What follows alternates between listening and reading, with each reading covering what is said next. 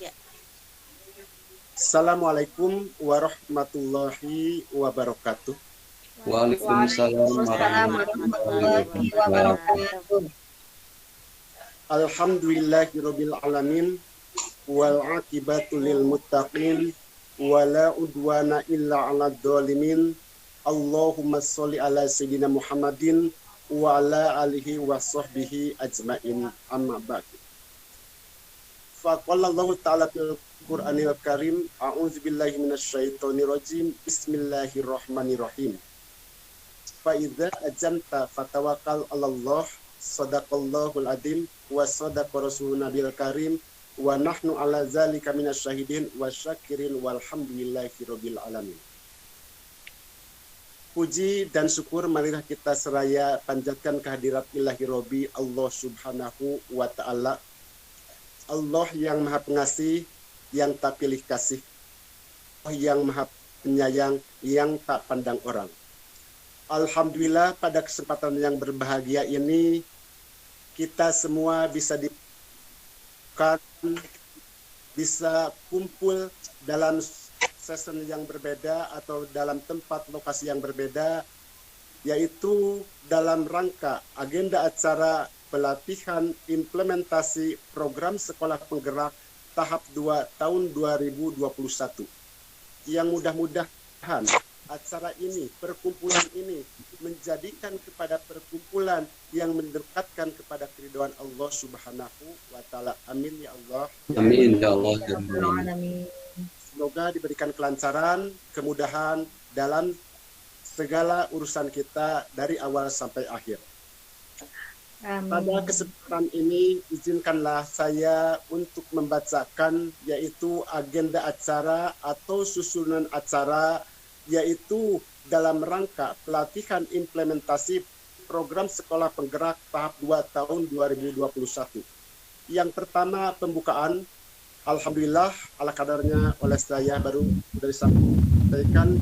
Yang kedua penyajian pemaparan materi insya Allah oleh instruktur atau fasilitator. Yang ketiga adalah sesi tanya jawab. Yang keempat adalah penutupan. Adapun fasilitator atau instruktur yang akan mempresentasikan dalam pelatihan ini yaitu diantaranya sebagai berikut. Yang pertama yaitu Ibu Heni Wahyuni SSI yang akan memaparkan tentang profil pelajar Pancasila. Dan yang kedua adalah Bapak Muhammad Yusuf SPD yang insya Allah akan memaparkan yaitu pembelajaran orang dewasa.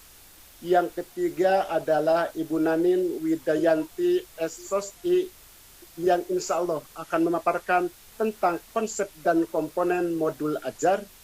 Yang keempat insya Allah akan disampaikan oleh saya sekaligus merangkap sebagai moderator yang insya Allah akan memaparkan materi tentang pemangku kepentingan. Dan yang kelima terakhir insya Allah akan disampaikan oleh Ibu Endeh Anissa SPD yang insya Allah akan memaparkan tentang materi asesmen diagnostik. Adapun Ibu Bapak pada acara kegiatan ini yang harus diperhatikan oleh semua yaitu aturan atau mekanisme yang telah disepakati dalam kegiatan ini, yaitu yang pertama harus perhatikan apabila fasilitator atau instruktur sedang menyajikan materi kepada para peserta, dimohon untuk menonaktifkan mikrofonnya dan mendengarkan serta memperhatikannya dari awal sampai selesai. Paham Ibu Bapak? Paham. Yang selanjutnya, kedua, apabila peserta ingin memberikan pertanyaan atau masukannya, silakan Ibu Bapak untuk terlebih dahulu untuk mengangkatkan tangan. Yang ketiga, apabila peserta ingin melakukan kegiatan yang mendesak serta bersifat darurat atau urgen, Ibu Bapak silahkan untuk mengangkat tangan atau menulis pada kolom chat sebagai permohonan izin yang telah ada di bawah ini. Itulah Ibu Bapak rangkaian agenda acara dan tata cara serta mekanisme dalam kegiatan pelatihan implementasi program Sekolah Penggerak tahap 2 tahun 2021. Pada kesempatan ini kami sampaikan yang terhormat untuk mempresentasikan yang paling pertama kepada yang terhormat Ibu Heni Wahyuni SSI yang akan memaparkan tentang profil pelajar Pancasila. Kepadanya dengan segala hormat saya persilahkan. Terima kasih. Silakan Bu Heni.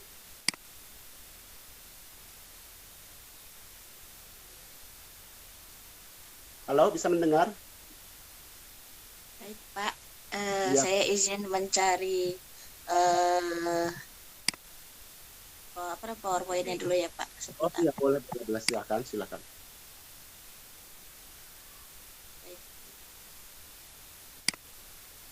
Gimana semuanya, bisa mendengar? Bisa, Pak, bisa. Bisa, Pak, bisa.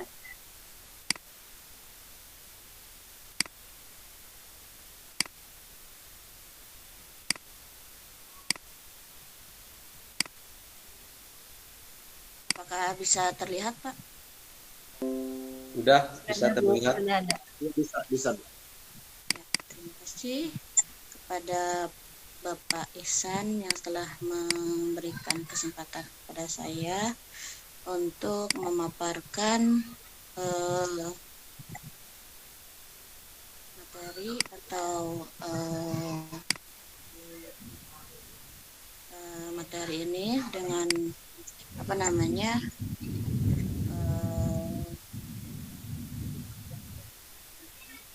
saya akan memaparkan tentang profil pelajar Pancasila, di mana profil pelajar Pancasila ini sebagai salah satu ikon program sekolah penggerak, ya, di mana profil pelajar Pancasila memiliki arti yaitu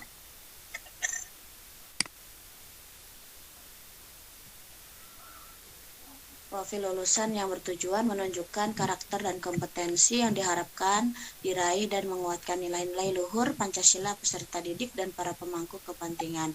Di mana di dalam profil pelajar Pancasila ini ada 6 dimensi dengan penjabaran elemen di masing-masing dimensi.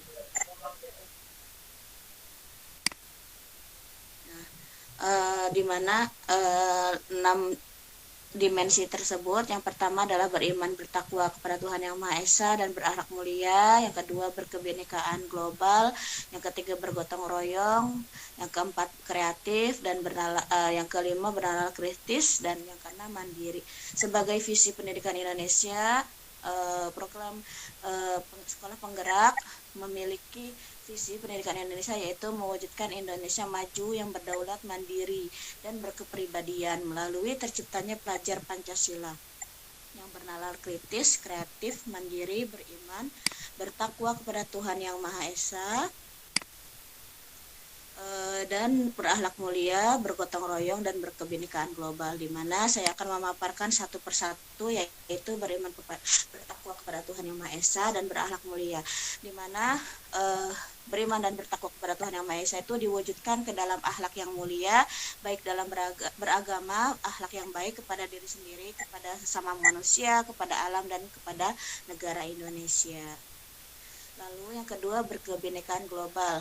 Untuk mencapai berkebinekaan global, pelajar Indonesia harus dapat mengenal dan menghargai budaya baik di luar negeri atau di dalam negeri seperti suku bangsa, agama, maupun bahasa, dan dapat berkomunikasi dengan bahasa yang internasional seperti bahasa Inggris seperti itu, dan berinteraksi antara budaya luar, budaya Indonesia. Selanjutnya berefleksi dan bertanggung jawab terhadap pengalaman kebinekaan secara berkeadilan sosial. Lalu yang ketiga adalah gotong royong. Di masa pandemi ini kita sebaiknya bergotong royong untuk mencegah virus COVID ini dengan bergotong royong, yaitu melakukan kemampuan kegiatan secara bersama-sama dengan sukarela agar kegiatan yang dikerjakan dapat berjalan lancar, mudah dan ringan, bersama-sama untuk tidak mencemooh orang yang misalnya terkena COVID seperti itu. Lalu yang keempat, pelajar Indonesia merupakan pelajar yang mandiri, yaitu pelajar yang bertanggung jawab atas proses dan hasil belajarnya. Nah, elemen kunci mandiri ini ada dua, yaitu kesadaran akan diri dan situasi yang dihadapi. Dan kedua adalah regulasi diri atau muhasabah diri ya kalau bahasa ini. Lalu yang kelima, bernalar kritis. Nah, elemen kuncinya bernalar kritis yaitu memperoleh dan memproses informasi dan gagasan. Informasi yang diterima tidak ditelan mentah-mentah, yaitu mencari kebenaran dari berita-berita yang hoax ya. Yang kedua, menganalisis dan mengevaluasi penalaran. Yang keempat, merefleksi pemikiran dan proses berpikir. Dan kelima, terakhir, mengambil keputusan. Lalu yang keenam, dimensi profil pelajar Pancasila yaitu kreatif. Nah, elemen kunci di dalam kreatif ini pelajar Indonesia itu menghasilkan gagasan yang orisinal, yang muncul dari dirinya sendiri, keingintahuan yang tinggi seperti itu, dan menghasilkan karya dan tindakan yang orisinal. Nah, itulah profil pelajar Pancasila dalam dimensi 6 dimensi seperti itu. Mungkin itu saja dari saya. Wassalamualaikum warahmatullahi wabarakatuh. Waalaikumsalam warahmatullahi wabarakatuh. Apabila ada yang mau bertanya, silahkan Bapak Ibu. Terima kasih saya ucapkan kepada Ibu Heni Wahyuni SSI yang telah menyampaikan atau memaparkan, yaitu bahasanya mengenai profil pelajar Pancasila memang secara luas, secara mendetail. Nah, oleh karena itu kami atau saya persilahkan kepada Bapak Ibu, kiranya ada yang mau ditanyakan atau mau menambahkan atau mau memberikan sanggahan atau memberikan masukan tentang materi yang telah disampaikan oleh Ibu Heni. Silakan siapa? Oh iya, Ibu Ndeh. Ya boleh. Silakan Ibu Ndeh, waktunya saya persilakan untuk memberikan masukan atau pertanyaan tentang materi yang disampaikan oleh Bu Heni. Silakan. Terima kasih waktunya ya Pak Moderator. Bapak dan Ibu, saya insya Allah akan ini juga menanyakan. Ibu, kalau misalnya saya paham bahwa belajar Pancasila itu apakah bisa dikatakan sebagai karakter pelajar yang artinya lulusan dari setelah melaksanakan proses pembelajaran, apakah bisa dikatakan sebagai karakter itu atau bagaimana? Profil pelajar Pancasila memang menumbuhkan karakter dari Pancasila itu tersendiri ya Bu ya. Jadi nama lain dari profil itu adalah karakter dari suatu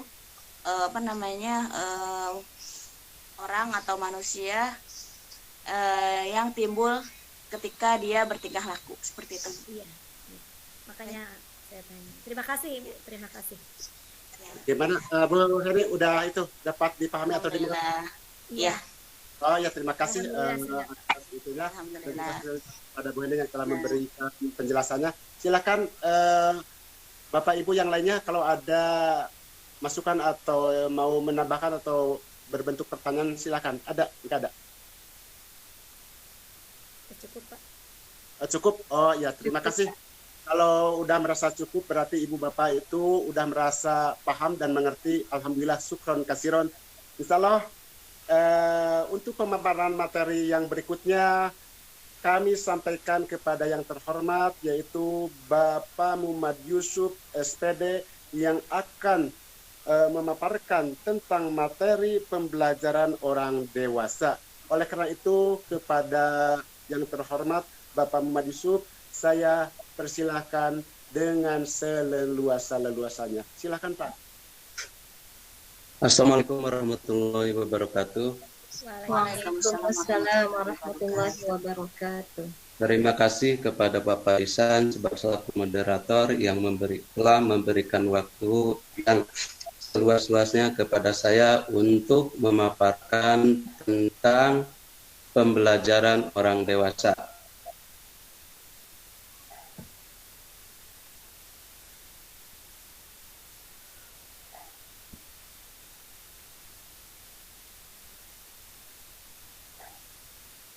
Mohon maaf, tunggu sebentar.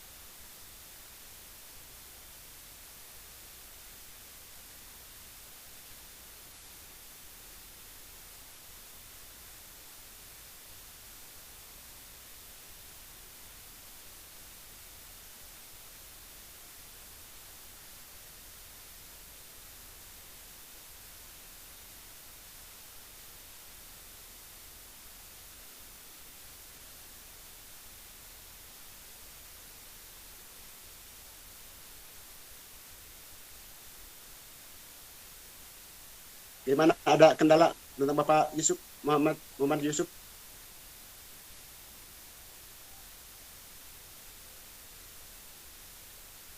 Atau jaringannya kurang begitu bersahabat?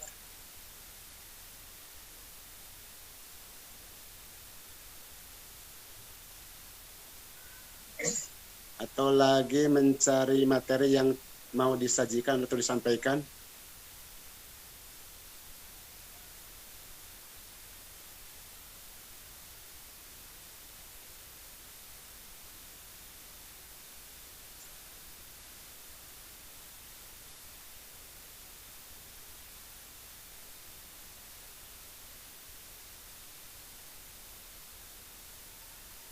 Silakan, mungkin ini kiranya kendala jaringan atau akses internet yang kurang begitu bagus, sama seperti di daerah saya pun juga seperti itu, apalagi dibarengi dengan cuaca yang tidak bersahabat, mau turun hujan atau kabut yang tebal itu memang sangat mengganggu sekali seperti itu, Bu.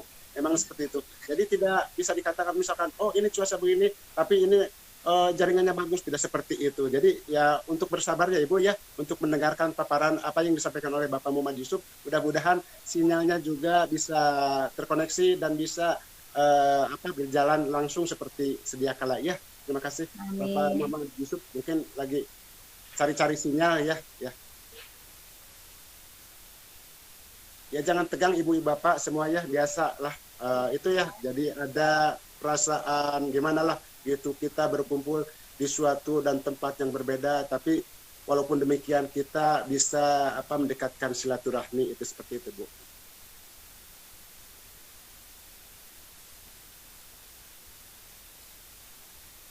Gimana Bapak Muhammad Yusuf, bisa mendengar saya enggak?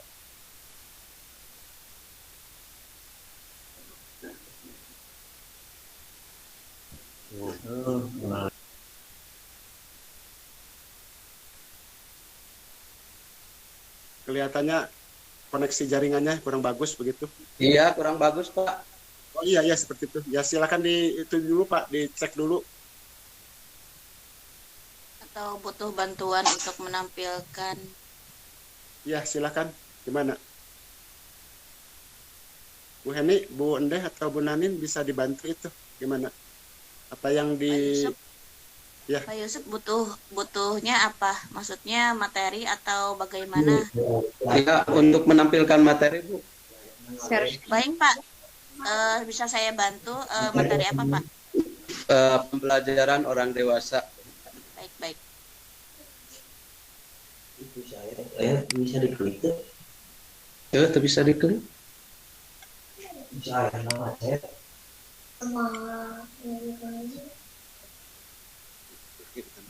Cakatkan ke dia, Pak.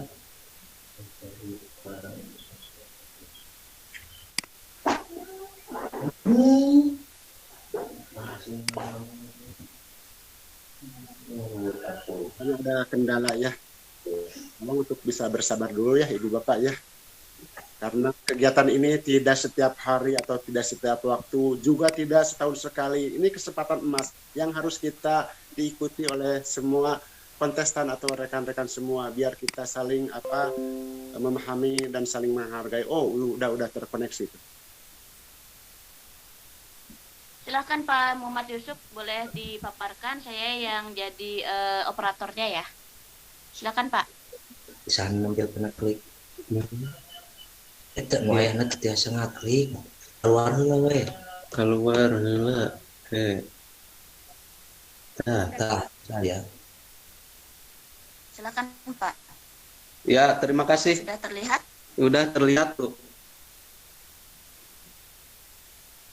Nanti kalau ingin pindah slide bisa bicara next gitu ya Pak ya. Ya, ya. Baiklah, saya akan memaparkan tentang pembelajaran orang dewasa. Mohon di next. Pembelajaran orang dewasa. Pengertian pembelajaran orang dewasa menurut andragogi berasal dari dua kata. Kemudian teori pembelajaran orang dewasa menurut teori pembelajaran menurut orang dewasa menurut Knowles. Ia dikenal dengan teorinya tentang pendidikan orang dewasa atau yang biasa disebut dengan andragogi. Menurut Knowles, andragogi adalah seni dan ilmu pembelajaran orang dewasa. Karena itu, andragogi mengacu pada segala bentuk pembelajaran orang dewasa. Next, Bu.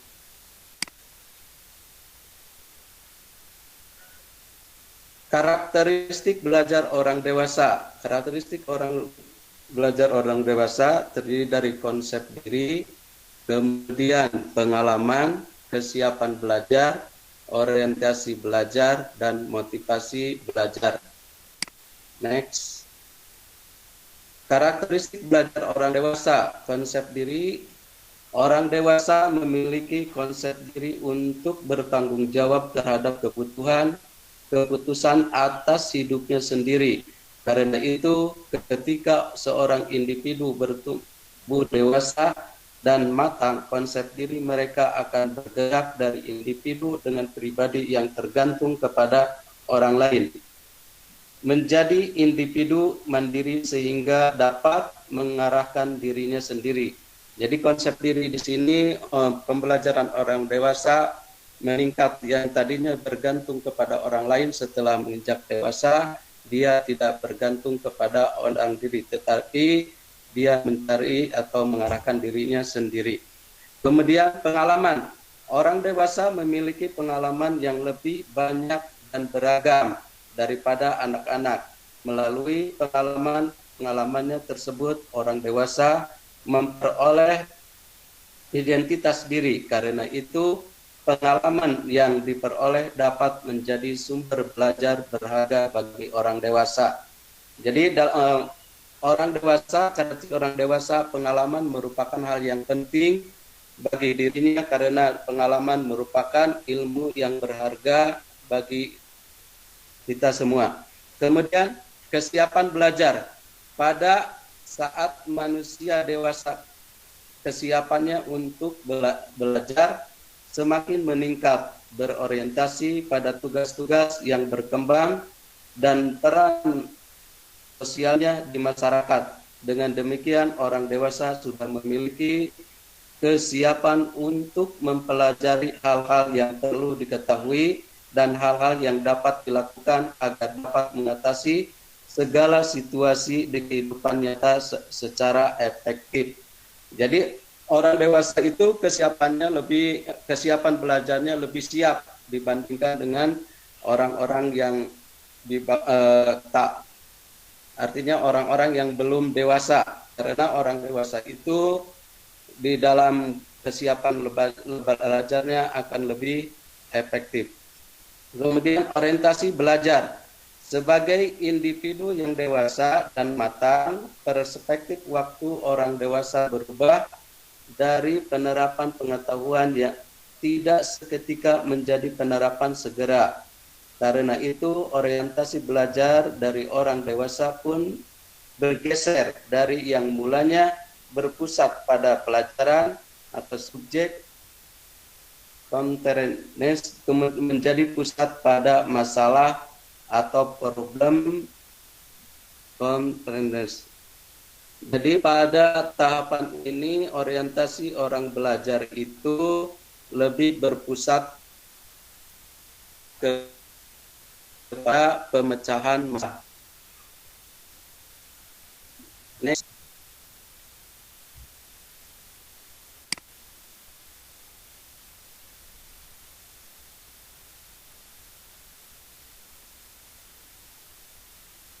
Next.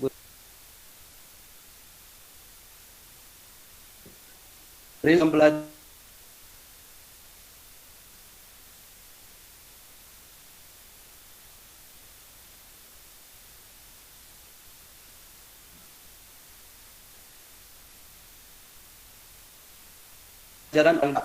batu terlibatkan itu lebih mandiri pengatur ajaran yang berangkat bagi orang dewasa karena dari pengalaman orang dewasa dapat menjadikan ilmu ke masa depannya. Kemudian berpusat pada masalah pendidikan orang dewasa itu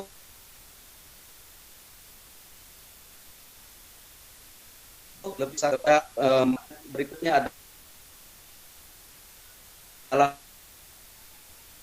referensi dari dalam prinsip orang dewasa lebih yang dia pelajari lagi kehidupannya.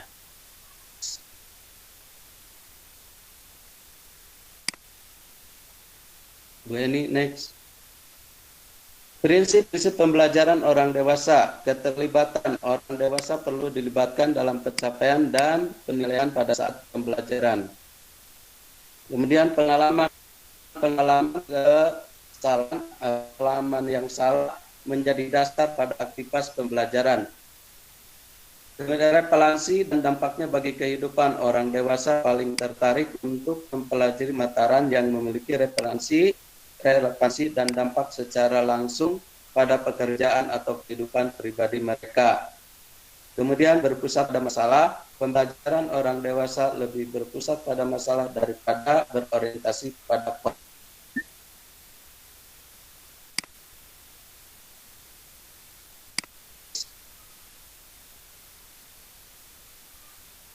Nah, mungkin itu saja yang saya dapat sampaikan. Terima kasih. Wassalamualaikum warahmatullahi wabarakatuh. Mungkin ada yang Waalaikumsalam warahmatullahi wabarakatuh. Terima kasih yang sebesar-besarnya kepada Bapak Muhammad Yusuf yang telah menyampaikan atau memaparkan materi tentang pembelajaran orang dewasa.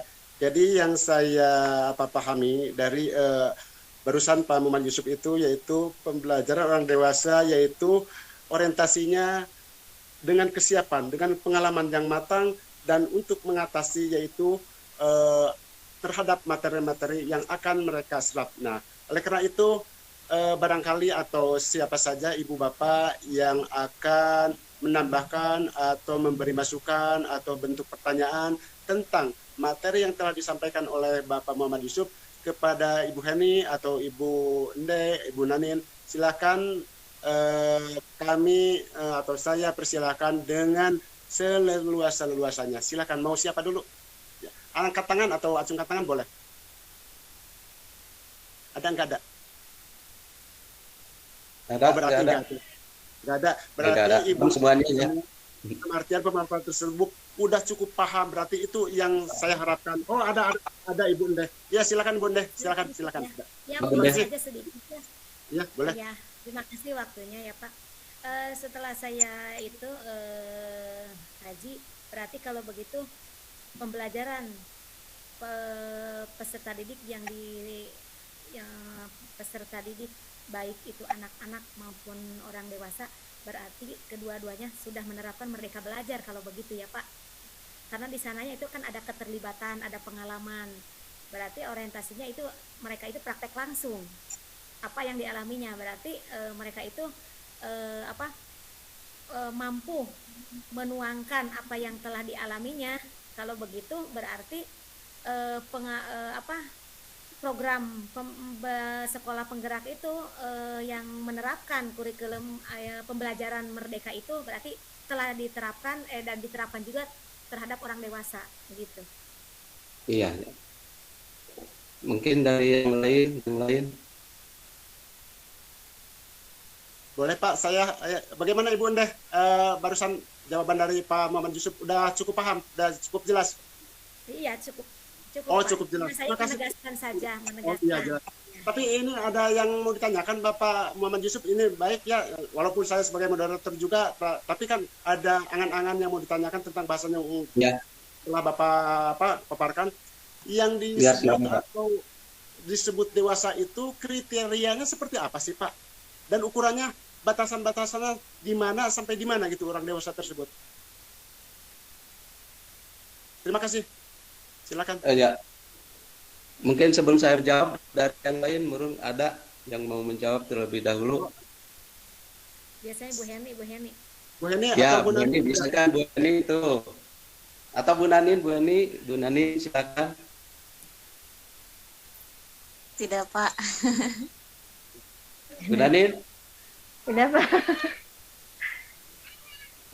Orang dewasa itu biasanya kan orang yang sudah berpikiran matang, artinya dia sudah berusia di atas balik atau mungkin yang sudah balik di atas 20 ke sana, itu bukan kepada orang yang sudah dewasa. Kemudian di dalam pola pikirnya juga, pola pikirnya dia sudah dapat menentukan atau tidak tergantung kepada orang lain, tetapi sudah muncul di dalam dirinya apa yang harus dilakukan dan untuk apa saya melakukan hal tersebut. Itu biasanya ciri-ciri kepada termasuk kepada orang dewasa. Kemudian juga dia di dalam pembelajaran juga dia tidak lebih terlibat langsung. Artinya dia harus terlibat langsung dalam proses pembelajaran, tidak tergantung kepada orang lain. Bagaimana kemudian juga dia harus di dalam hal ini tidak melulu pada konteks atau buku, tetapi dia biasanya dalam hal ininya juga bersifat kepada memecahkan masalah. Mungkin itu yang saya dapat sampaikan. Mungkin dari yang lain silakan untuk menambah atau mengeroksi apa yang saya paparkan. Mungkin itu Pak Isan. Ya, cukup jelas Pak, cukup lugas apa yang dijelaskan oleh Pak Muhammad. Itu memang yang saya harapkan seperti itu. Bagaimana Ibu-Ibu sependapat dengan saya atau penjelasan dari Pak Muhammad? Gimana? Iya Pak, pendapat sudah cukup jelas. Iya, terima kasih. Syukron kasiron. Kasih aplaus dulu ya kepada Pak Muhammad ya. Terima kasih. Ya, baiklah, terima kasih banyak Pak Muhammad. Yang selanjutnya, sesi yang selanjutnya yaitu penyampaian materi yang akan disampaikan oleh yang terhormat kepada Ibu Nanin Widayanti SOSI yang akan memaparkan materi tentang konsep dan komponen modul ajar. Kepadanya saya persilahkan dengan seleluasa-leluasanya. Silakan Ibu, monggo. Ya, terima kasih Pak Muhammad Ihsan atas waktunya. Bapak Ibu, apa kabarnya semuanya? Alhamdulillah. Alhamdulillah. Are you ready? Yes, Yes, I'm ready.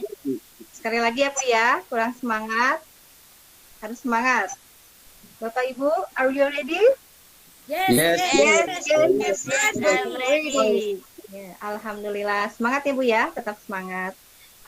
Bismillahirrahmanirrahim. Pada kesempatan ini saya akan menyajikan materi tentang konsep dan komponen modul ajar. Mohon izin Bapak Ibu untuk share screen materi.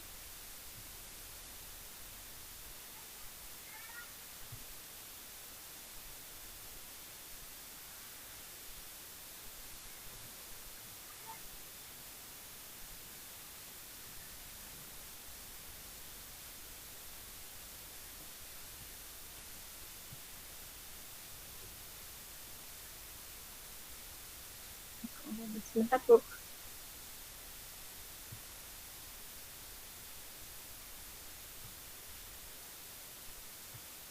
Udah dibuka kayaknya, Bu. Kok keluar ya?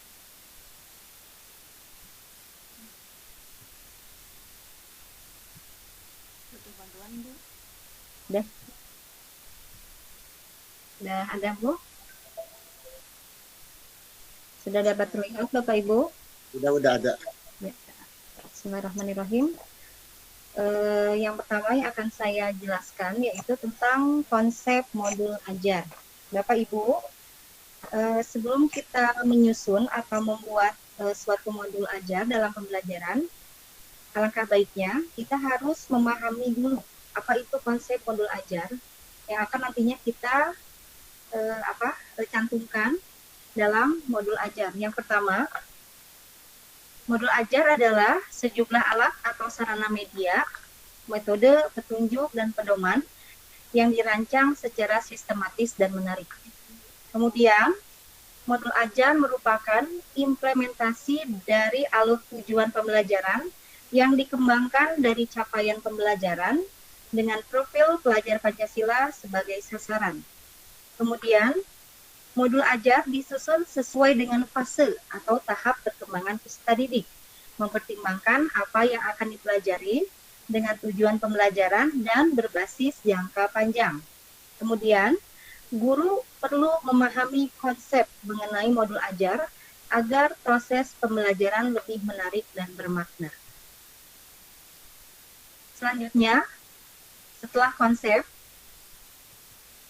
ada komponen dalam modul ajar, yaitu yang pertama, informasi yang bersifat umum, diantaranya identitas sekolah, kompetensi awal, profil pelajar Pancasila, sarana dan prasarana, target peserta didik, model pembelajaran yang digunakan. Itu semuanya indikator yang masuk ke dalam informasi umum.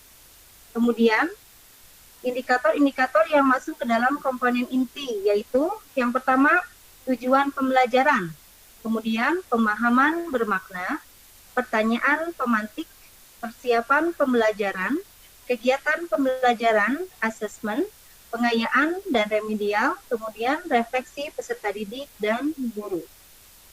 Selanjutnya, indikator yang masuk ke dalam lampiran, yaitu lembar kerja peserta didik, bahan bacaan guru dan peserta didik, glosarium, dan daftar pustaka.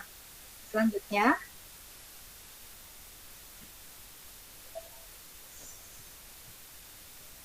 saya akan memberikan ini Bu share screen tentang model contoh model ajar.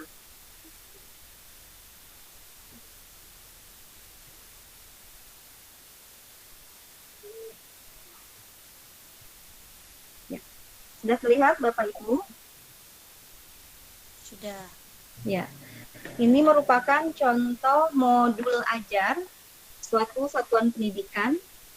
Ya, akan saya jelaskan. Yang pertama, di sini terdapat informasi umum yang terdiri dari A. Identitas modul, yaitu nama penyusun Nani Widayanti, institusi SD 4 Bagendit, tahun penyusunan 2021, jenjang sekolah SD, kelas 4, alokasi waktu 1 jam pelajaran. Kemudian yang kedua, B. Kompetensi awal. Di sini kompetensi awalnya yaitu terbiasa membaca Al-Quran dengan tartil. Yang kedua, membaca Quran surah Al-Falaq dengan tartil. Selanjutnya, C. Profil pelajar Pancasila yang termasuk karakter dari dalam pembahasan materi di sini yaitu beriman, bertakwa kepada Tuhan Yang Maha Esa, kemudian mandiri, bernalar kritis, dan gotong royong.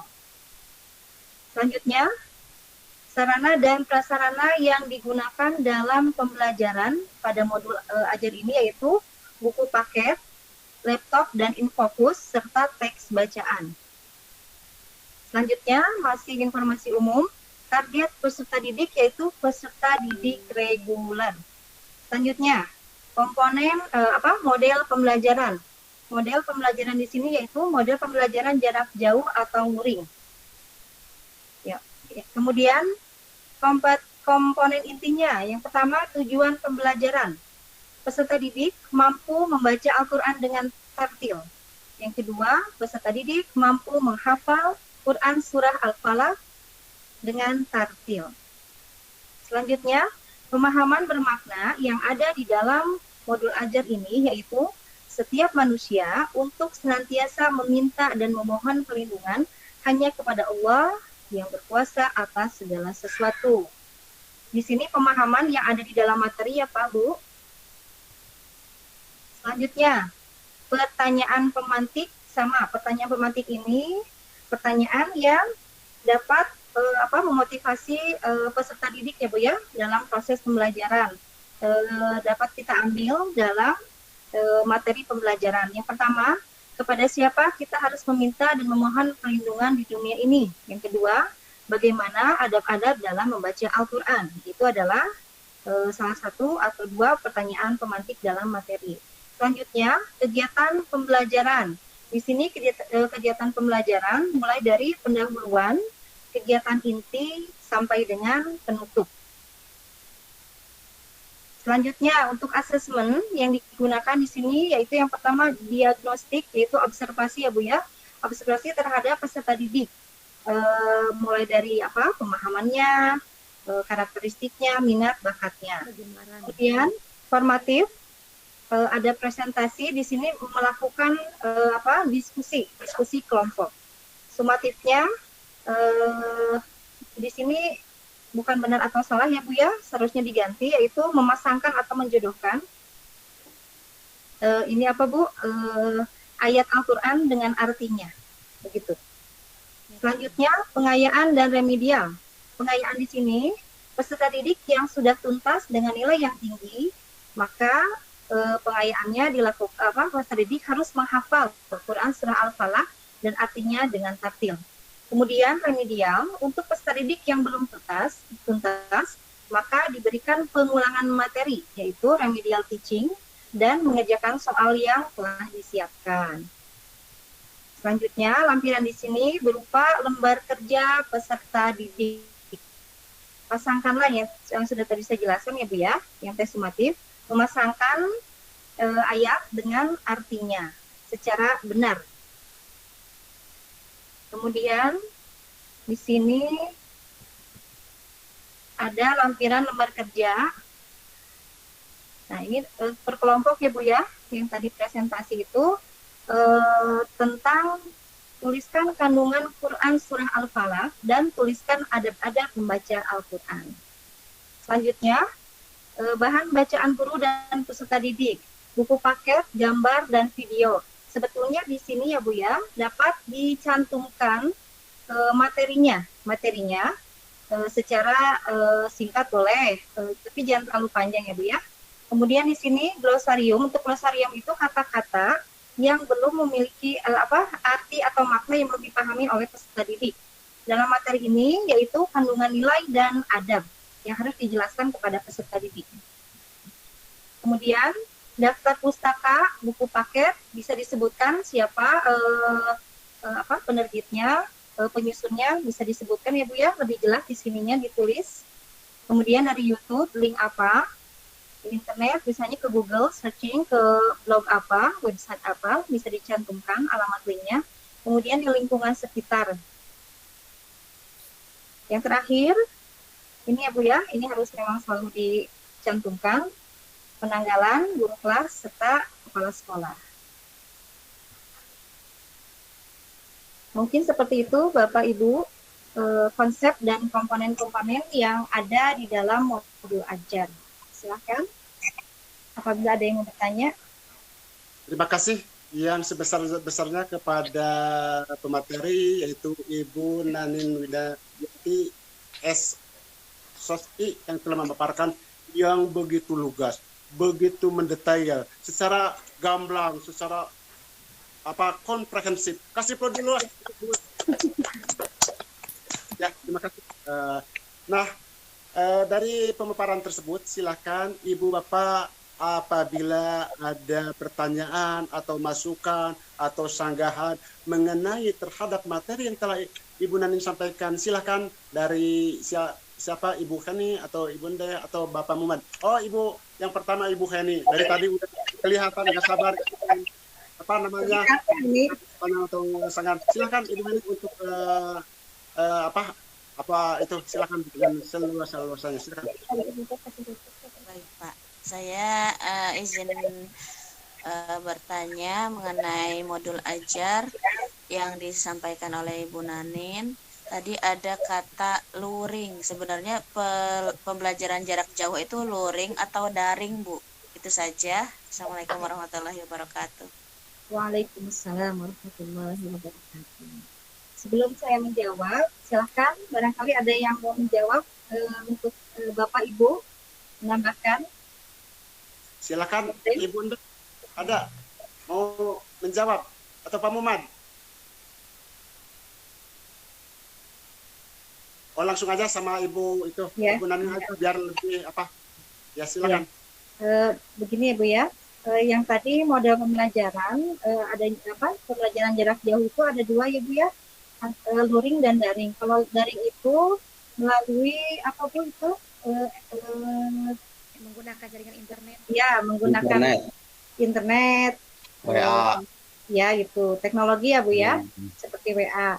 Kalau luring itu Bu, seperti ini home visit, tatap muka, dibagi kelompok, beberapa kelompok, misalnya kelompok A, kelompok B, kelompok C, dibagi-bagi, nanti ada kunjungan dari ibu gurunya, dilaksanakan di rumah siswa, perwakilan siswa. Nanti ibu bapak gurunya melakukan home visit, begitu Bu. Baik Bu, terima kasih pemaparannya. Sudah. Bagaimana Ibu? Ini udah paham jelas? Paham. Insyaallah. Terima kasih. Ya. Paham. Ya. Bagaimana yang lainnya? Ada? Udah cukup. Jelas. Ya, cukup jelas. Luar biasa. Saya merasa bergembira apa yang materi Ibu Nanin sampaikan. Berarti ibu-ibu dan bapak-bapak itu sangat mencermati, memahami, menelaah, mendengar apa yang disampaikan Ibu Nanin. Terima kasih untuk Ibu Nanin. Yang sebesar-besarnya, semoga apa yang telah sampaikan menjadi ilmu yang bermanfaat bagi saya dan juga bagi semua rekan-rekan. Terima kasih ya, terima kasih. Terima kasih. Untuk selanjutnya, fasilitator atau instruktur yang akan mempresentasikan dalam pelatihan ini yang insya Allah akan disampaikan oleh Bapak Ihsanuddin SPDI. Kepadanya saya persilahkan. Pak Ihsan ada? Enggak ada? Mana Pak Ihsan? Oh ya, ya ada. Pak Ihsan. Silakan. Para Pak Ihsan. Tapi mohon untuk itu Pak Moderator, ini saya nggak bisa menampilkan apa namanya materinya karena ini dengan kendala jaringan internet atau gimana. Tolong atau rekan yang lainnya kepada Bu Heni bisa menampilkan, yaitu tentang materi pemangku kepentingan yang terlibat dalam pengembangan kurikulum. Apa bisa dibantu Bu Heni, Pak Ihsan? Enggak? Baik Pak. Ya boleh. Terima kasih Bu Heni.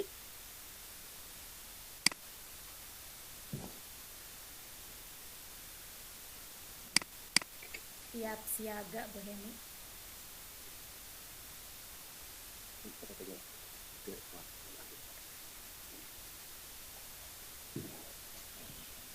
Ibu-ibu harap bersabar ya, karena Pak Ihsan minta pertolongan sama Bu Heni. Masa gimana nggak ditolong? Kan kasihan gitu ya, sama-sama kita rekan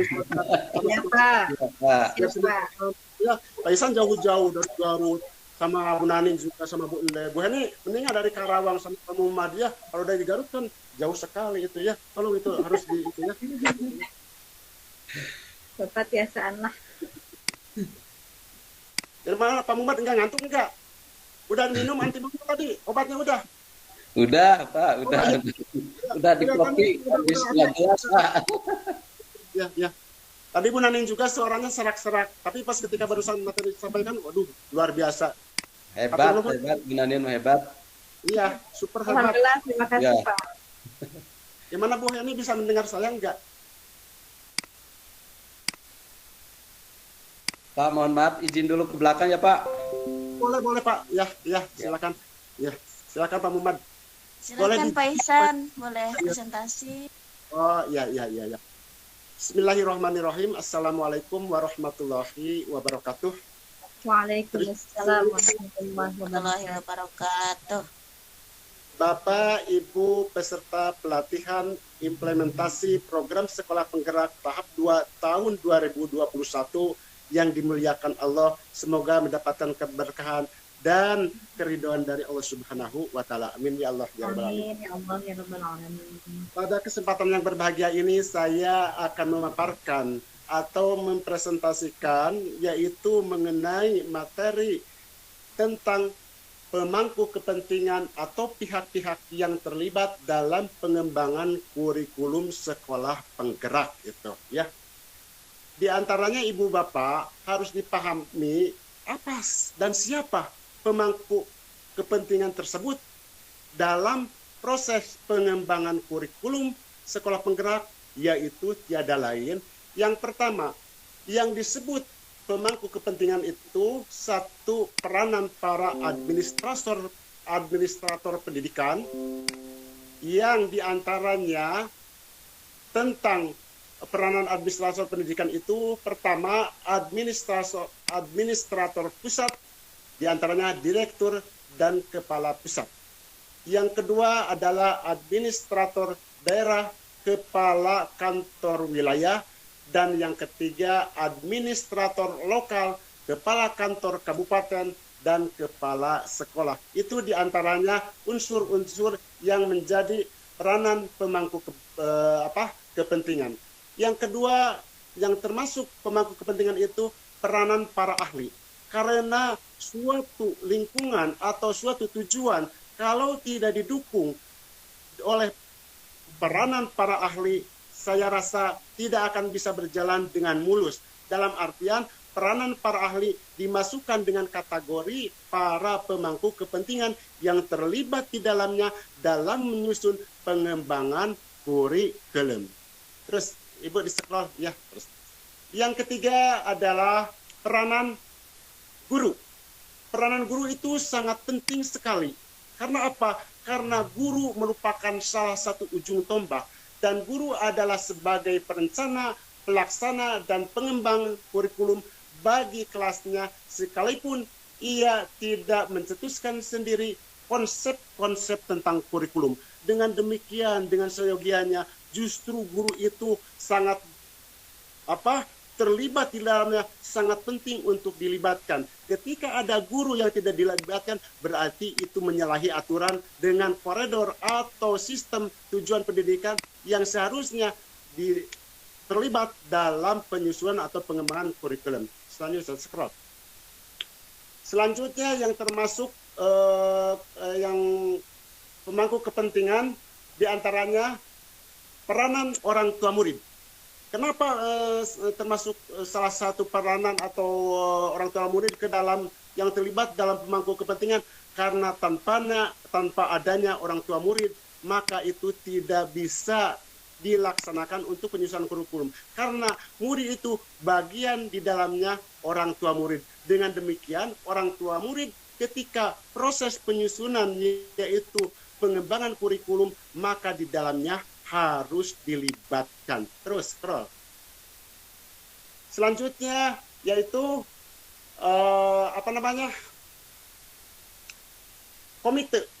komite sekolah atau komite sekolah diantaranya adalah merupakan wakil dari semua orang tua murid, yaitu diwakilkan kepada komite. Komite sekolah itu emang sangat mempunyai kepentingan, tapi kepentingannya itu cukup besar, tapi dengan kekuatan yang sangat kecil. Selanjutnya, peranan pengusaha. Nah, di sini juga peranan pengusaha itu sangat penting, karena di dalamnya ada banyak materi-materi, buku-buku, atau alat sarana prasarana itu diantaranya melibatkan para pengusaha. Jadi dengan demikian, dengan adanya pengusaha itu, maka pengusaha itu di dalamnya termasuk salah satu yang mempunyai kepentingan, cuma kepentingannya kecil dan kekuatannya juga kecil. Nah, di dalam penyusunan ini banyak kesulitan-kesulitan, yaitu diantaranya sukar menerima pembaruan ide baru tentang pendidikan yang memerlukan waktu selama bertahun-tahun. Dengan demikian, dari seluruh rangkaian pemangku kepentingan, pemangku kebijakan yang terlibat di dalamnya, yang pertama adalah para administrator, diantaranya kepala pemerintahan pusat dan administrator daerah, sehingga sampai tingkat kabupaten, tingkat kecamatan, dan juga ke tingkat bawahnya, yaitu dan selanjutnya bermuara kepada kepala sekolah. Di antaranya itu Ibu Bapak yang bisa saya sampaikan mengenai materi, yaitu tentang pemangku kebijakan, pemangku kepentingan yang terlibat dalam pengembangan penyusunan kurikulum sekolah penggerak. Terima kasih. Kiranya mohon maaf atas segala kekurangannya dalam masalah ini, karena saya juga lagi belajar, Ibu Bapak semua ya. Mohon maaf kalau misalkan Ibu Bapak ada pertanyaan, silakan, nanti saya akan serahkan dulu kepada moderator, biar Pak Moderator yang memberikan kesempatan atau waktu kepada Ibu Bapak untuk bertanya. Ya, silakan. Assalamualaikum warahmatullahi wabarakatuh. Terima kasih. Waalaikumsalam warahmatullahi wabarakatuh. Terima kasih banyak kepada Bapak Ihsan yang telah menyampaikan materi mengenai pemangku kepentingan tentang penyusunan pengembangan kurikulum sekolah penggerak tahun 2021. Kasih lepot dulu, Bu. Terima kasih ya. Silakan Ibu Bapak, kalau ada pertanyaan atau sanggahan-sanggahan mengenai hal ini, boleh diutarakan pada kesempatan ini. Silakan. Kelihatannya Ibu Endeh udah tadi kelihatannya kucap-kicip udah. Ya, tak sabar lu Bundeh mau tanya. Gimana? Silakan, Bundeh. Oh ya, boleh silakan. Ini Pak hanya menegaskan saja ya, kalau ini kan materinya tentang pemangku pendidikan, pemangku kepentingan ya. Pendidikan itu kalau menurut saya sudah jelas, karena mungkin di dalamnya itu siapa saja ya. Dan tingkat kekuatan dari pemangku kependidikan itu sendiri tadi sudah dituangkan dalam materi yang telah ditampilkan, itu saya rasa sudah jelas. Oh gitu. Terima kasih Bu Endeh. Itu ya. Silakan yang lainnya, Ibu Nanin silakan Ibu Nanin, silakan. Pak, mohon bertanya ya Pak, mohon izin bertanya. Boleh.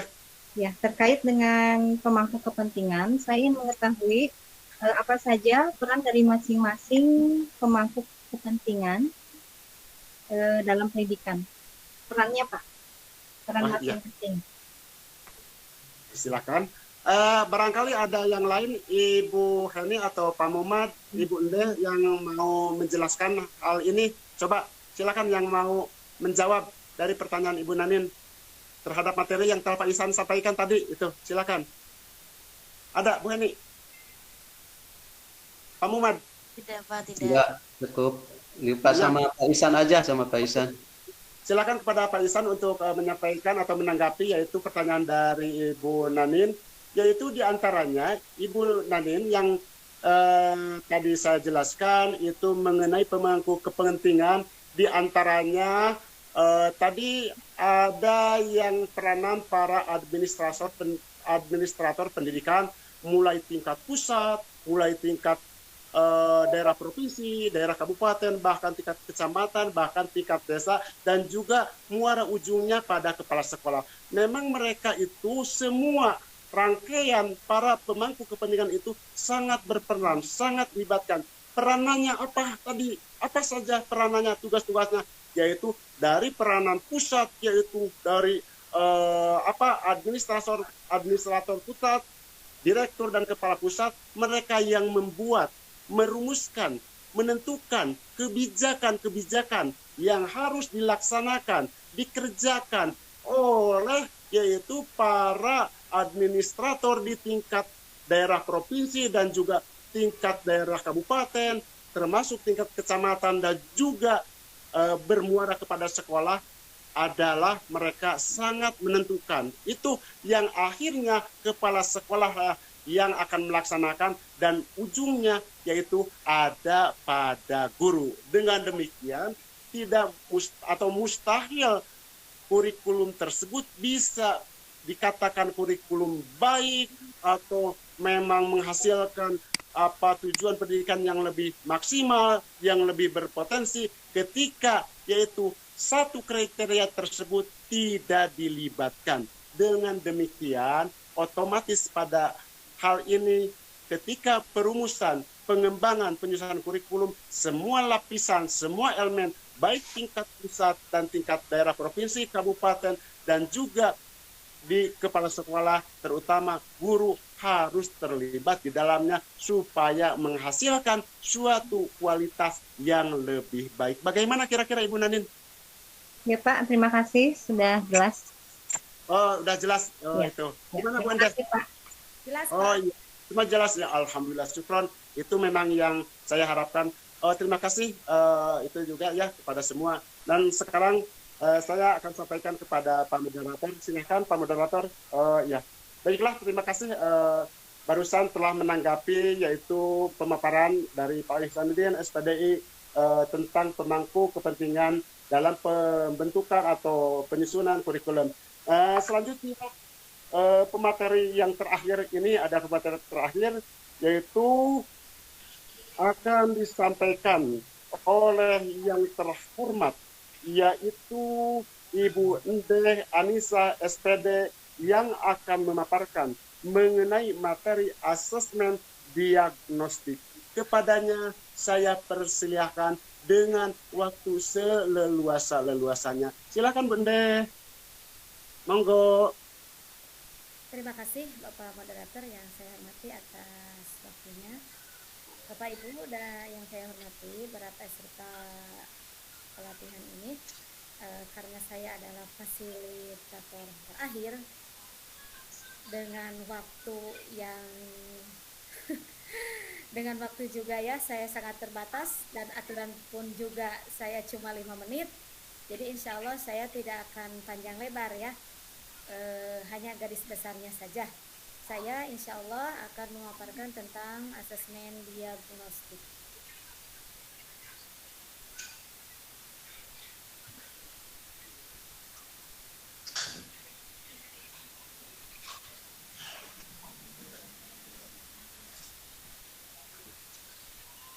Baiklah, sudah terlihat Bapak Ibu?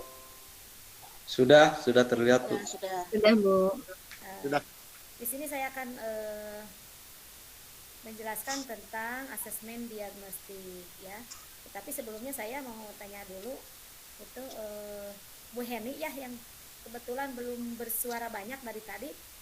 Ibu tolong dijelaskan dulu apa ya tentang asesmen itu Bu Heni, silakan. Asesmen itu penilaian ya Bu ya. Iya. Baik, itu jawaban Bu Heni betul sekali ya. Asesmen itu adalah penilaian ya. Nah, kita jelaskan dulu sebelumnya asesmen itu ada 3 ya, ada 3 jenis, 3 macam yaitu asesmen diagnostik, asesmen formatif dan asesmen sumatif gitu. Dimana asesmen diagnostik ini adalah asesmen atau penilaian yang dilakukan sebelum pembelajaran ya, sebelum aktivitas pembelajaran dimulai, yang tujuannya adalah untuk mengetahui karakter, bakat, minat atau kondisi awal siswa gitu. Nah, pada agenda ini saya akan menjelaskan tentang tujuan asesmen diagnostik non kognitif dan asesmen diagnostik kognitif. Selanjutnya kita perhatikan dulu ya, ada 5 prinsip asesmen, yaitu asesmen merupakan bagian terpadu dari proses pembelajaran ya, yang pembelajaran menyediakan informasi sebagai umpan balik untuk guru, peserta didik dan orang tua. Begitu. Jadi untuk guru itu jelas rencana apa yang akan dilaksanakan setelah mengetahui informasi data dari asesmen tersebut. Yang kedua yaitu ini dirancang dan dengan tujuan. Sehingga proses pembelajaran kita nanti tidak melantur alias punya jalur tertentu untuk mencapai tujuan. Yang ketiga, asesmen itu dirancang secara adil ya, secara adil, tidak secara adil itu sesuai bakat dan karakter anak, tidak membeda-bedakan ya. Terus valid artinya dapat diuji kebenarannya dan dapat dipercaya ya. Ini asesmen juga memberikan informasi yang kaya bagi guru karena di dalamnya berisi data dan informasi peserta didik juga dan orang tua mengenai kemajuan dan pencapaian pembelajaran serta keputusan tentang langkah selanjutnya.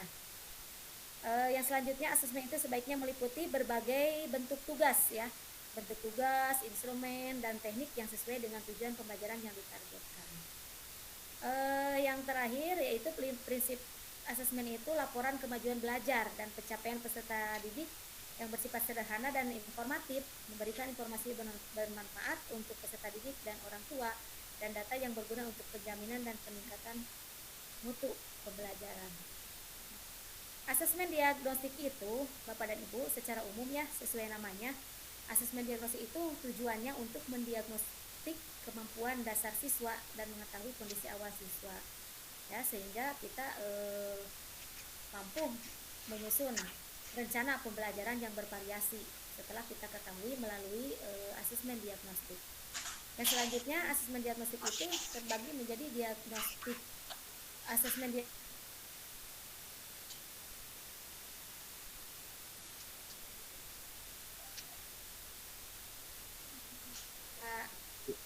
lihat ya, dapat kita baca dari tabel berikut. Itu perhatikan ya Bapak dan Ibu, dapat memahaminya, mungkin sudah jelas ya di sini, mengetahui kesejahteraan, psikologi dan sosial, emosi siswa, mengetahui aktivitas, mengetahui kondisi keluarga siswa, mengetahui latar belakang, mengetahui gaya belajar, karakter serta minat siswa. Itu yang bersifat non kognitif. Yang bersifat kognitif itu tujuannya mengidentifikasi capaian kompetensi siswa ya. Ini berarti kalau non kognitif dan kognitif, berarti kalau kognitif itu menyangkut pengetahuan ya Bapak dan Ibu. Yang kedua itu menyesuaikan pembelajaran di kelas dengan kompetensi rata-rata siswa. Yang ketiga, memberikan kelas remedial atau pelajaran tambahan kepada siswa yang kompetensinya di bawah rata-rata ya. Kalau yang remedial untuk siswa yang mendapatkan yang kompetensinya di bawah rata-rata, kalau perbaikan atau remedial, dan kalau pengayaan itu bagi siswa yang di atas rata-rata. Untuk selanjutnya asesmen diagnostik itu tadi di tabel sebetulnya sudah jelas ya Ibu. Ini tentang tujuannya itu asesmen diagnostik itu di awal pembelajaran dilakukan mengenai hal-hal di sini. Tadi sudah tercantum ya di tabel ini tentang aktivitas siswa ya, kondisi keluarga siswa dan pergaulan siswa, gaya belajar dan karakter serta minat. Adapun tahapan-tahapan kita dalam melaksanakan asesmen diagnostik non kognitif itu adalah tahap persiapan, tahap pelaksanaan dan tindak lanjut. Tahap persiapan, bagaimana kita mempersiapkannya itu, apakah kalau misalnya kita berupa mau mengadakan observasi, kita langsung menanyakan secara langsung juga boleh. Kalau misalnya membuat instrumen berupa pertanyaan-pertanyaan yang tertulis itu juga bisa ya. Itu dipersiapkan dulu terlebih dahulu. Pelaksanaannya kita tinggal langsung pada proses tatap muka ya, atau langsung menanyakan langsung kepada peserta didik gitu. Selanjutnya setelah kita melaksanakan asesmen diagnostik, pasti kita sedang mengetahui informasi atau data dari peserta didik itu sendiri, langsung kita melaksanakan tindak lanjut. Begitu Bapak dan Ibu ya. Nah, untuk contoh persiapan kita bisa melihat di sini ya, ada pikirannya itu mempersiapkan alat bantu ya berupa gambar-gambar, itu mempersiapkan pertanyaan panduan, lalu buat daftar pertanyaannya, pertanyaan kunci mengenai aktivitas siswa ya. Ini contohnya pertanyaan kuncinya itu apa saja kegiatanmu selama belajar di rumah gitu, apa hal yang paling menyenangkan. Sebetulnya ini juga bisa langsung ya ditanyakan langsung kepada siswa itu, tidak begitu memerlukan waktu yang begitu banyak ya Bu, Bapak dan Ibu ya. Nah, untuk selanjutnya pelaksanaan ini ya, dapat kita itu sebagai contoh itu ya, biar lebih jelas lagi. Misalnya siswa mengekspresikan perasaannya selama belajar di rumah. Misalnya bercerita, siswa nanti menampilkan emotif senang, apa sedih, apa marah ketika mereka belajar bercerita di rumah. Yang selanjutnya mereka ditanya tentang belajar menulis. Bagaimana perasaanmu ketika kamu belajar menulis di rumah? Misalnya terlihat dari raut muka ataupun dengan mengacungkan, memberikan gambar emosi juga sudah kelihatan apakah mereka itu marah, senang ataupun sedih ya. Itu untuk penggolongan nantinya kita mengambil data pengklasifikasian dari minat belajar siswa. Yang selanjutnya menggambar. Nah, di sini kadang-kadang kan anak tidak sama ya. Ada yang ketika menggambar, ada yang dengan emotif sedih ataupun yang senang, karena karakter anak itu kan bakatnya ada yang suka yang tidak suka menggambar, ada yang suka juga dengan menggambar begitu ya. Selanjutnya adalah melaksanakan tindak lanjut ya. Tindak lanjut ini yaitu dilaksanakan dengan mengidentifikasi siswa dengan ekspresi emosi negatif dan ajak berdiskusi empat mata. Bisa ditanyakan, kenapa kamu sampai bersedih ketika kamu misalnya tadi belajar menulis? Alasannya itu didekati ya kepada peserta didik itu sendiri. Yang kedua, menentukan tindak lanjut dan mengkomunikasikan dengan siswa serta orang tua bila diperlukan. Ini untuk membantu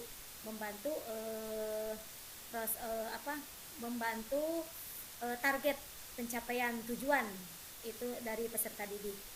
Yang selanjutnya itu ulangi pelaksanaan asesmen non kognitif pada awal pembelajaran. Bisa diulangi lagi ya ketika belum maksimal.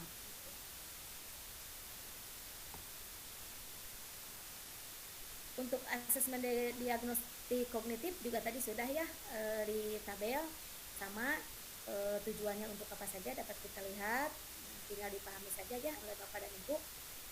Tahap pelaksanaannya sama seperti persiapan, pelaksanaan dan diagnosis dan tindak lanjut.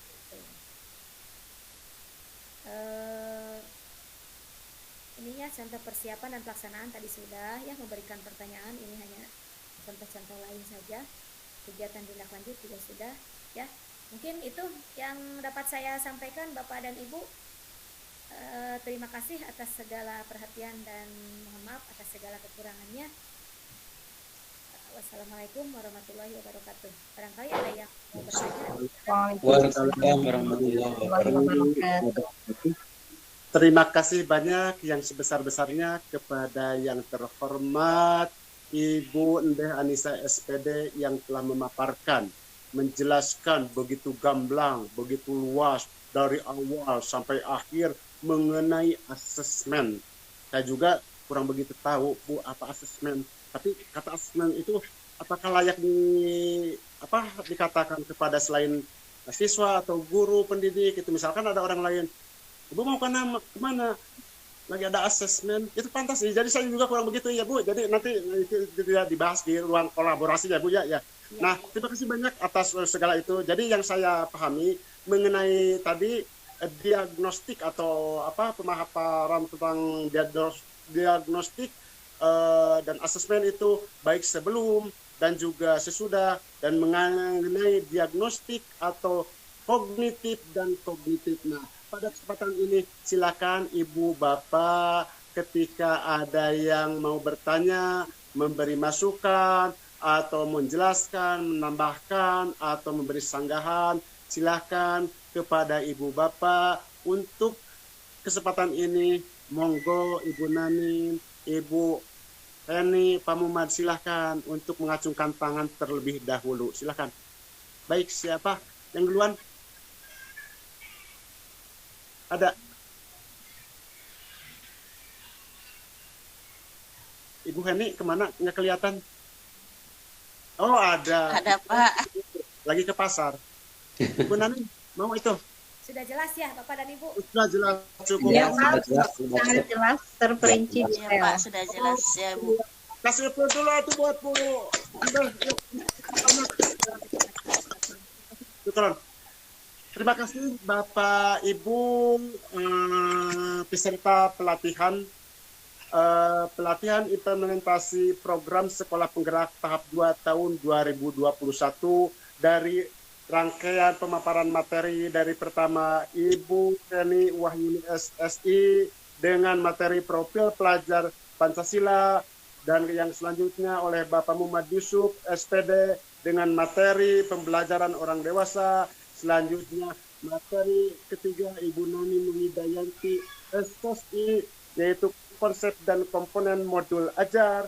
Terus sama Pak Insandin SPDI yaitu mengenai materi pemangku kepentingan. Yang terakhir yang begitu sangat berbobot, yang begitu panjang juga, yaitu yang terhormat Ibu Ende Anissa SPD mengenai asesmen diagnostik. Bapak Ibu peserta pelatihan implementasi program Sekolah Penggerak tahap 2 tahun 2021. Tidak terasa kita udah 2 minggu melaksanakan kegiatan pelatihan ini yang alhamdulillah dalam sehat semua, tidak kurang suatu apapun. Kita dari awal semua bisa berkumpul, bahkan tidak ada yang tidak hadir seorang pun juga mengikuti dari jam pertama sampai jam akhir sehingga melakukan kegiatan sampai larut malam. Semoga apa yang Bapak kerjakan, apa yang Bapak perbuat, mudah-mudahan jadi ladang amal kebaikan dan menjadi bekal ilmu dan bermanfaat bagi orang lain, seperti itu. Tanpa hukum linasi. Jadi yang terbaik-baiknya manusia adalah khairun nasi anfa hukum linas. Sebaik-baiknya manusia adalah orang yang paling bermanfaat bagi manusia. Semoga kita termasuk orang yang bermanfaat untuk kita dan juga orang lain, dan juga khususnya kepada pendidik, peserta didik yang menjadi tumpuan kita sebagai generasi bangsa yang akan mencerdaskan dan menjadi sinar dunia dan bersaing di kancah internasional. Itulah Ibu semua yang bisa saya sampaikan pada kesempatan ini. Oleh karena itu, mohon maaf saya atas nama moderator atau pembawa acara dari awal sampai akhir banyak kekurangan, banyak kehilapan, banyak sekali kekurangan yang perlu saya perbaiki. Oleh karena itu, mohon maaf yang sebesar-besarnya. Mudah-mudahan kita bisa dipertemukan di pertemuan yang berikutnya, insya Allah dalam keadaan sehat dan dipanjangkan umur dengan keadaan rezeki yang berkah. Amin ya Allah. Amin. Amin. Kalau ada sumur di ladang, boleh kita bernumpang mandi. Kalau ada umur panjang, boleh kita bersilaturahmi. Terima kasih Ibu Bapak. Sebelum kita live, di monggo kepada siapa untuk difoto bersama dulu sebagai laporan ini bahan, jadi bahwa kita benar-benar legal dalam melaksanakan kegiatan ini, tidak abal-abal. Ya, silakan difoto dulu dengan 2 season. Pertama season biasa, yang kedua season bebas dengan gayanya masing-masing. Silakan Ibu, silakan. Silakan Bu Heni. Bu Heni. Silakan. Bu Heni, dulu Bu Heni.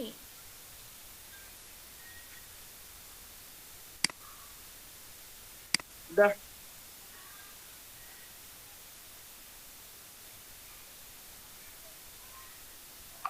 Udah Bu Heni? Tidak bisa Bu, mungkin yang lain. Coba saya ya. Silakan Bunda. Apa yang nggak bisa ya? Nggak bisa sama Bu. Mungkin Bu Nanin. Sama saya aja Bu, gimana? Oh iya. Baik Bu. Ya sama Bu Agung, sama Bu Agung. Iya, tapi ini belum kelihatan itunya, wajahnya. Udah kelihatan Bu?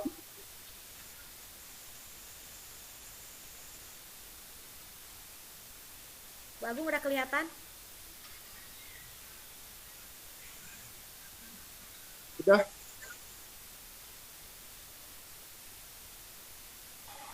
Baru Bu Ende, Bu Heni sama Pak Isan yang kelihatan itunya.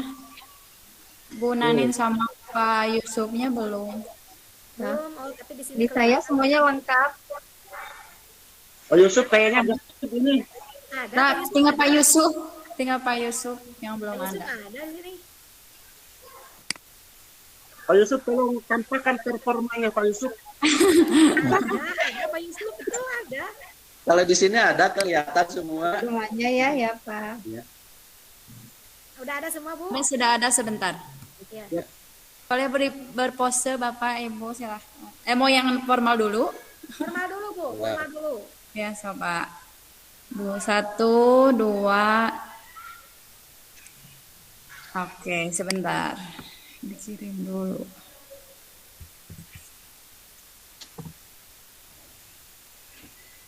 Ya, sekali lagi Bapak Ibu boleh bergaya.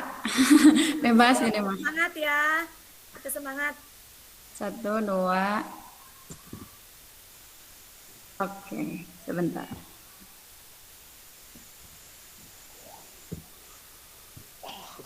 Sudah, Hari gimana? ini maaf Boleh sebelumnya. ditutup. Oh ya, Oh, Boleh ya? Boleh iya, tutup ya? silakan.